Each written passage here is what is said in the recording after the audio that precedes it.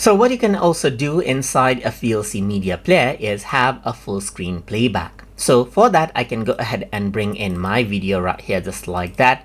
And if I were to double click, then you simply get onto the full screen mode. You can also press F on your keyboard and then you get to full screen mode right here.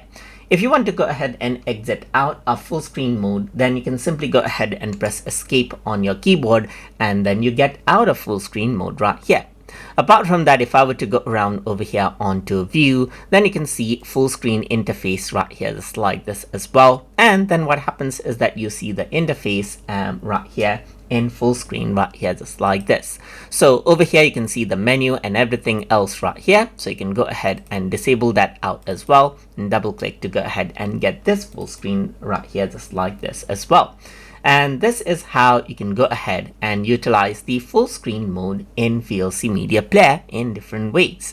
So I hope you guys learned something as always. And as always, please like, comment, share, and subscribe.